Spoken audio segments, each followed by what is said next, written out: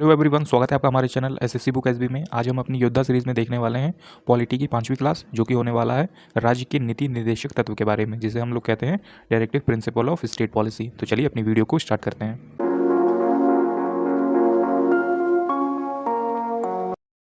तो हम देखते हैं कि आज हमारे टॉपिक में किस टाइप के क्वेश्चन जो हैं वो बनते हैं।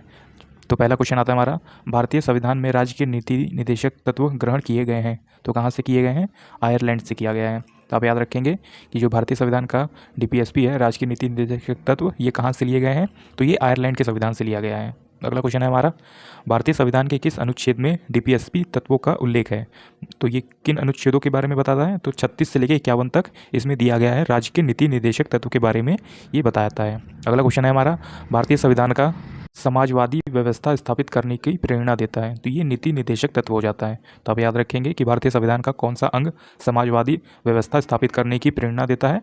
तो डीपीएसपी देता है, मतलब कि नीति निर्देशक तत्व देते हैं। अगला क्वेश्चन आता है हमारा, भारतीय संविधान में राज्य के नीति निर्देशक सिद्धांतों को शामिल करने के पीछे मुख्य उद्देश्य क्या था?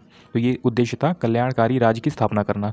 मतलब एक जो राज्य है वो एक बहुत ही अच्छे तरीके से संविधान को फॉलो कर सके, उसके नियम के अनुसार चल सके। तो इसी को कहा जाए कि कल्याणकारी राज्य की स्थापना करना, यही जो है वो नीति निर्देशक सिद्धांतों का मूल उद्देश्य था। अगला क्वेश्चन है हमारा, संविधान में कल्याणकारी राज्य का आदेश दिया जाता है। तो कैसे? नीति निर्देशक तत्वों में दिया जाता है। तो आप याद रखेंगे कि संविधान में कल्याणकारी राज्यों का आदेश दिया जाता है नीति निर्देशक तत्वों में। अगला है, नीति निर्देशक सिद्धांत क्या है?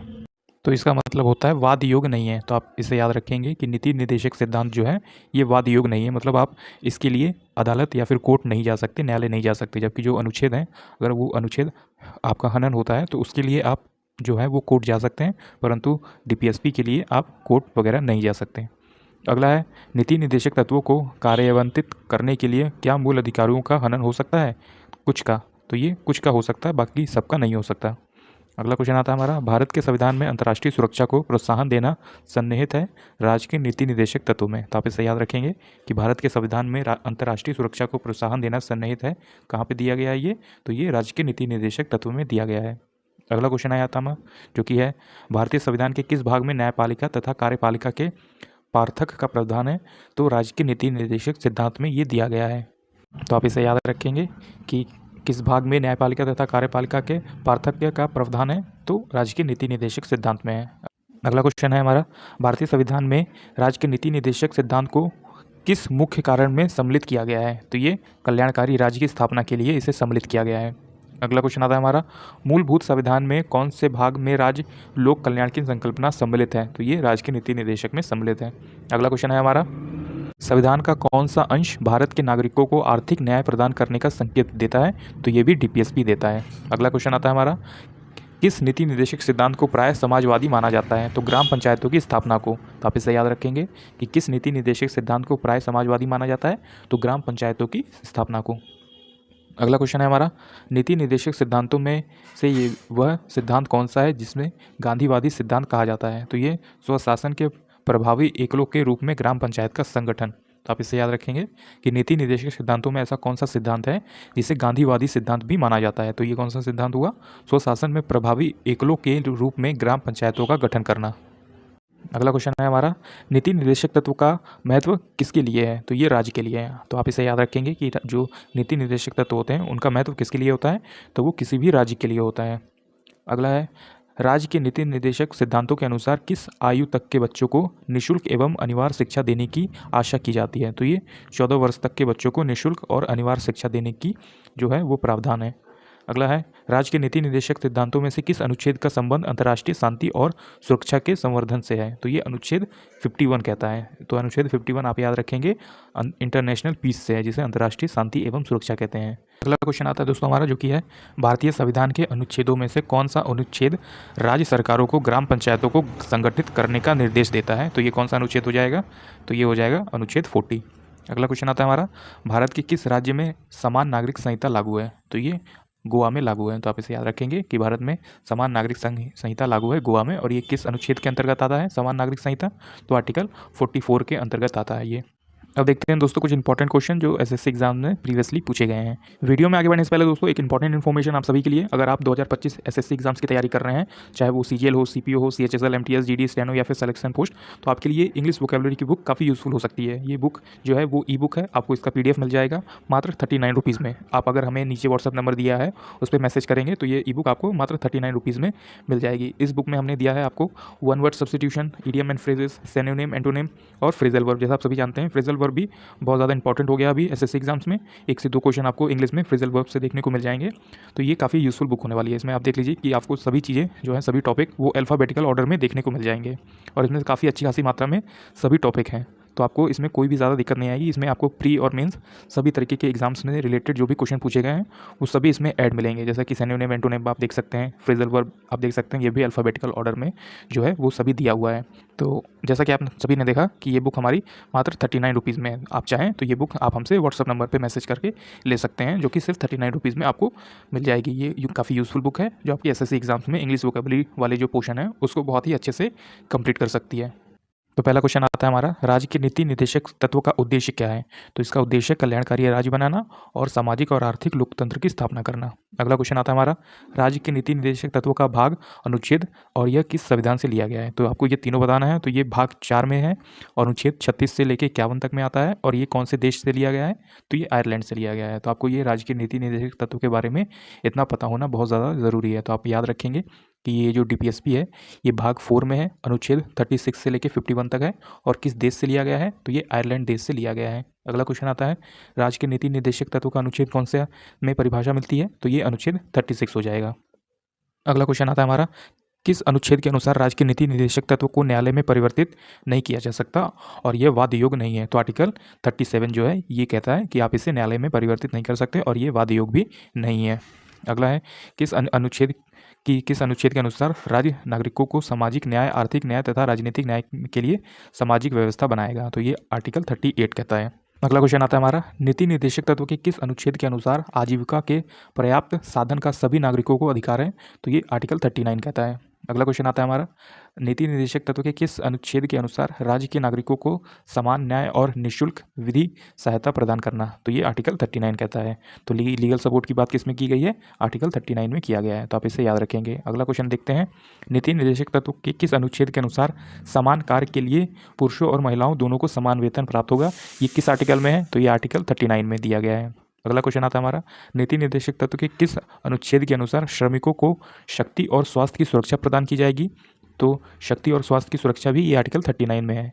अगला क्वेश्चन आता है हमारा, नीति निर्देशक तत्व के किस अनुच्छेद के अनुसार ग्राम पंचायतों का गठन किया गया है? अनुच्छेद 40 में किया गया है। तो आपने याद रखा कि नीति निर्देशक तत्व के किस अनुच्छेद के अनुसार ग्राम पंचायतों का गठन किया गया है? तो आर्टिकल 40 हो जाएगा। अगला क्वेश्चन आता है दोस्तों हमारा, जो कि है, नीति निर्देशक तत्व के किस अनुच्छेद के अनुसार काम, शिक्षा और सरकारी सहायता पाना जैसे वृद्धा पेंशन, विधवा पेंशन और विकलांगता पेंशन का अधिकार प्राप्त है? तो ये आर्टिकल 41 हो जाएगा हमारा। अगला क्वेश्चन आता है हमारा, नीति निर्देशक तत्व के किस अनुच्छेद के अनुसार न्याय संगत और मानवोचित दशाओं तथा प्रसूति सहायता का उपबंध जैसे गर्भवती महिलाओं द्वारा कठोर शारीरिक श्रम ना करवाना, प्रसूति सहायता या फिर जिसे मैटरनिटी लीव कहते हैं वो अधिकार प्राप्त करना, ये आर्टिकल 42 के अनुसार में दिया गया है, तो आप इसे याद रखेंगे। अगला क्वेश्चन आता है हमारा, नीति निर्देशक तत्व की किस अनुच्छेद के अनुसार कुटीर उद्योग तथा निर्वाह योग्य मजदूरी को भी बढ़ावा देना होता है? तो ये आर्टिकल 43 कहता है। इसी के साथ अगला क्वेश्चन आता है हमारा, नीति निर्देशक तत्व के किस अनुच्छेद के अनुसार सहकारी समितियों को बढ़ावा देना होता है? तो ये आर्टिकल 43B के अंतर्गत आता है, तो आप इसे याद रखेंगे कि नीति निर्देशक तत्व के किस अनुच्छेद के अनुसार सहकारी समितियों को बढ़ावा देना होता है? तो 43B के अंतर्गत। अगला क्वेश्चन आता है हमारा, नीति निर्देशक तत्व के किस अनुच्छेद के अनुसार नागरिकों के लिए समान सिविल संहिता है? तो ये आर्टिकल 44 हो जाएगा, मतलब कि नागरिकों के लिए समान सिविल सेवा है आर्टिकल 44 में। अगला क्वेश्चन आता है हमारा, नीति निर्देशक तत्व के किस अनुच्छेद के अनुसार बच्चों को 6 वर्ष की आयु पूरी करने तक प्रारंभिक बाल अवस्था देखभाल और शिक्षा प्रदान करना होता है? तो ये आर्टिकल 45 कहता है कि उन्हें पूरी अच्छे तरीके से शिक्षा दी जाए जब तक वो बाल अवस्था में है और उनका देखभाल किया जाए, तो ये आर्टिकल 45 कहता है। अगला क्वेश्चन आता है हमारा, किस संविधान संशोधन द्वारा देश के 6 से 14 वर्ष तक के बच्चों के लिए अनिवार्य शिक्षा एवं निःशुल्क शिक्षा मौलिक अधिकार के रूप में मान्यता देने संबंधी प्रावधान किए गए हैं? तो ये 86वां जो संविधान संशोधन हुआ था 2002 के अंतर्गत ये जो है वो किया गया था कि देश में सभी 6 से 14 वर्ष तक के बच्चों के लिए अनिवार्य एवं निःशुल्क शिक्षा जो है वो मौजूद होनी चाहिए। अगला है, नीति निर्देशक तत्व के किस अनुच्छेद के अनुसार राज्य समाज में कमजोर वर्गों, विशेषकर अनुसूचित जातियों, अनुसूचित जनजातियों और अन्य कमजोर वर्गों के लिए शैक्षिक व आर्थिक हितों को बढ़ावा देगा? तो ये आर्टिकल 46 कहता है। अगला क्वेश्चन है हमारा, नीति निर्देशक तत्व के किस अनुच्छेद के अनुसार लोगों के जीवन स्तर में सुधार, पोषण आहार को बढ़ावा, शराब पर प्रतिबंध और नशीली दवाइयों पर प्रतिबंध है? तो ये आर्टिकल 47 कहता है। अगला है, नीति निर्देशक तत्व के किस अनुच्छेद के अनुसार राज्य कृषि और पशुपालन को वैज्ञानिक तरीके से बढ़ावा देगा? तो ये आर्टिकल 48 हो जाएगा। अगला क्वेश्चन आता है हमारा, नीति निर्देशक तत्व के किस अनुच्छेद के अंतर्गत पर्यावरण व संरक्षण तथा वन्य जीवों की रक्षा करना? ये 48A में इंपॉर्टेंट है। तो ये आप याद रखेंगे कि ये 48A का है और ये काफ़ी इंपॉर्टेंट क्वेश्चन है जो रिपीटेडली एग्जाम्स में पूछे जाते हैं। अगला क्वेश्चन आता है हमारा, नीति निर्देशक तत्व के किस अनुच्छेद के अनुसार राष्ट्रीय महत्व के वस्तुओं, स्मारकों तथा स्थानों व संरक्षण करना है? तो ये 49 कहता है हमारा। अगला है, नीति निर्देशक तत्व के किस अनुच्छेद के अनुसार कार्यपालिका से न्यायपालिका को अलग करने का प्रावधान है? तो आर्टिकल 50 कहता है। तो आप इसे याद रखेंगे कि कार्यपालिका अलग काम करेगी और न्यायपालिका अलग काम करेगी। तो ये कौन आर्टिकल कहता है? तो आर्टिकल 50 में दिया गया है। इसी तरह अगला क्वेश्चन आता है हमारा, नीति निर्देशक तत्व के किस अनुच्छेद के अनुसार सुरक्षा की अभिवृद्धि तथा अंतर्राष्ट्रीय शांति हेतु राज्य प्रयास करेगा? तो ये 51 कहता है। तो इंटरनेशनल पीस जो है वो 51 में है, आर्टिकल 51 में। अब देखते हैं कुछ इंपॉर्टेंट प्रीवियस ईयर क्वेश्चन जो कि डिफरेंट एग्जाम्स में पूछे गए हैं, जो कि राज्य के नीति निर्देशक तत्व से रिलेटेड है। तो पहला क्वेश्चन आता है हमारा, संविधान के किस अनुच्छेद के अंतर्गत अनुसूचित जातियों व अनुसूचित जनजातियों के बारे में आरक्षण प्रावधान करता है? तो ये आर्टिकल 335 में दिया गया है। अगला क्वेश्चन आता है हमारा, राज्य के नीति निर्देशक सिद्धांत के तहत किस आयु के बच्चों को निःशुल्क शिक्षा एवं अनिवार्य शिक्षा का प्रावधान किया गया है? तो 6 से 14 वर्ष तक के बच्चों को। तो आपका right answer option number A सही हो जाएगा, जो कि है 6 से 14 वर्ष तक के बच्चे। अगला है, भारतीय संविधान के अनुच्छेद 39 का समान न्याय और निःशुल्क विविध सहायता संदर्भित है? तो किसके अंतर्गत है? तो राज्य के नीति निर्देशक तत्व के अंतर्गत ये आता है। अगला क्वेश्चन आता है हमारा, निम्नलिखित में से भारत के किस राज्य में नागरिकों के लिए एक समान सिविल संहिता लागू है? तो गोवा में ये लागू है। अगला क्वेश्चन आता है हमारा, निम्नलिखित में से कौन सा अनुच्छेद यह सुनिश्चित करता है कि राज्य के नीति निर्देशक तत्व किसी भी न्यायालय द्वारा लागू नहीं किया जा सकता? तो ये आर्टिकल 37 में कहा गया है। अगला क्वेश्चन आता है हमारा, ग्राम राज्य के माध्यम से राम राज्य के बारे में किससे कहा गया था? तो ये महात्मा गांधी ने कहा था। तो आप इसे याद रखेंगे कि ग्राम राज्य के माध्यम से राम राज्य के बारे में किसने कहा था? तो ये महात्मा गांधी ने कहा था। अगला क्वेश्चन आता है हमारा, निम्न में से किस वाद में सर्वोच्च न्यायालय ने मौलिक अधिकार को राज्य की नीति निर्देशक तत्वों पर वरीयता दी है? तो ये मिनर्वा मिल्स वाद के ऊपर था। तो आप इसे याद रखेंगे कि सर्वोच्च न्यायालय ने मौलिक अधिकार को राज्य की नीति निर्देशक तत्वों पर वरीयता दी है, तो मिनर्वा मिल्स वाद पर। अगला क्वेश्चन आता है हमारा, भारतीय संविधान के निम्नलिखित में से किस भाग में सामाजिक एवं आर्थिक लोकतंत्र को सुनिश्चित किया गया है? तो ये किया गया है राज्य के नीति निर्देशक तत्व में। ऑप्शन नंबर सी इसका राइट आंसर हो जाएगा। अगला क्वेश्चन देखते हैं, जो कि है, भारतीय संविधान के अनुच्छेद 41 के तहत कुछ दशाओं में काम, शिक्षा व लोक सहायक पाने के लिए अधिकार संदर्भित है? तो ये भी राज्य के नीति निर्देशक तत्व में शामिल है। अगला क्वेश्चन है हमारा, भारतीय संविधान नागरिकों के लिए आर्थिक न्याय किसके माध्यम से सुनिश्चित करता है? तो ये राज्य के नीति निर्देशक तत्व के बारे में सुनिश्चित करता है। ऑप्शन नंबर डी आपका राइट आंसर हो जाएगा। अगला क्वेश्चन आता है हमारा, किस संविधान संशोधन के द्वारा मौलिक अधिकारों की अपेक्षा राज्य के नीति निर्देशक सिद्धांतों को अधिक महत्वपूर्ण बना दिया गया है? तो कौन सा संशोधन था? तो 42वां संविधान संशोधन था। अगला क्वेश्चन है हमारा, संविधान का कौन सा अनुच्छेद राज्य सरकार को ये निर्देश देता है कि वो ग्राम पंचायत की स्थापना करें? तो ग्राम पंचायत की स्थापना हो सकती है आर्टिकल 40, जो अनुच्छेद 40 है, उसमें ये राज्य सरकार को ये निर्देश दिया गया है कि आप ग्राम पंचायत की स्थापना कर सकते हैं। अगला क्वेश्चन देखते हैं, संविधान का वो कौन सा भाग राज्य की नीति निर्देशक सिद्धांत से संबंधित है? तो भाग 4 संबंधित है। तो आप इसे याद रखेंगे कि जो भाग 4 है संविधान का, उसमें संबंधित है राज्य के नीति निर्देशक सिद्धांत, जिसे डीपीएसपी भी कहते हैं। अगला क्वेश्चन आता है हमारा, केंद्र सरकार को गौवध पर कानून बनाने की संवैधानिक शक्ति कहाँ से मिलती है?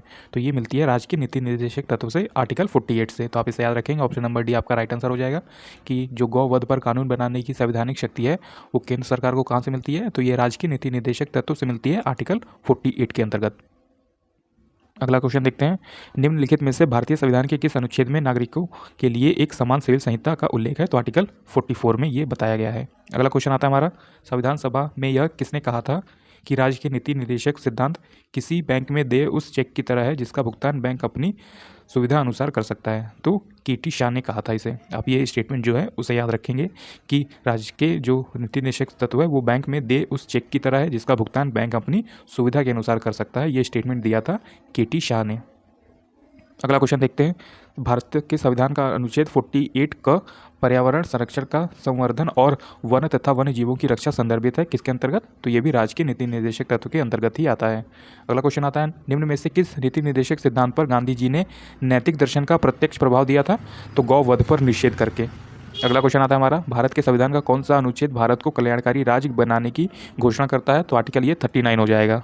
तो आपने याद रखा कि कौन सा भारत का अनुच्छेद है जो कल्याणकारी राज्य बनाने की घोषणा करता है?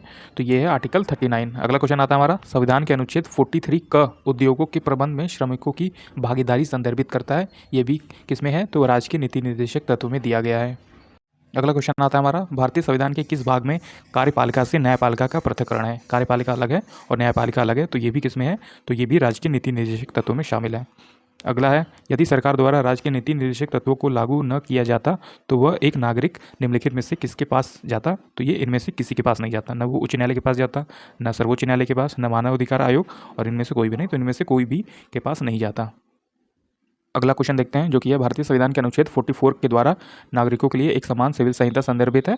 तो ये भी है राज्य के नीति निर्देशक जो है तत्व में। ये आर्टिकल 44 में है और इस समय कहाँ पे लागू है? तो गोवा में लागू हुआ था। अगला है, भारतीय संविधान का कौन सा अनुच्छेद पंचायती राज व्यवस्था से संदर्भित है? तो ये आर्टिकल 40 हो जाएगा। तो आप इसे याद रखेंगे कि भारतीय संविधान का ऐसा कौन सा अनुच्छेद है जो पंचायती राज व्यवस्था से संदर्भित है? तो ये आर्टिकल 40 हो जाएगा। अगला क्वेश्चन आता है हमारा, आज का लास्ट क्वेश्चन है, भारतीय संविधान का कौन सा अनुच्छेद कर्मचारियों के काम की न्याय संगत तथा प्रसूति सहायता का उपबंध कराता है? तो ये आर्टिकल 42 हो जाएगा। तो आप इसे याद रखेंगे कि आर्टिकल 42 जो है वो कर्मचारियों के काम की न्याय संगतता और प्रसूति सहायता का उपबंध कराता है। तो आर्टिकल 42 राइट आंसर हो जाएगा आपका। उम्मीद है दोस्तों आपको हमारी ये वीडियो पसंद आई होगी। इस वीडियो में हमने आपको बताया कि राज्य के नीति निर्देशक सिद्धांत जो है डीपीएसपी, इसमें किस टाइप के एसएससी में क्वेश्चन पूछे जाते हैं। अगर आपको हमारी वीडियो पसंद आई तो हमारी इस वीडियो को एक लाइक ज़रूर कर दीजिएगा और अपने आने वाले एसएससी एग्जाम्स के लिए हमारे चैनल एसएससी बुक एसबी को भी ज़रूर सब्सक्राइब कर लीजिएगा। तब तक पढ़ते रहिए और हमेशा अपने लक्ष्य की तरफ आगे बढ़ते रहिए।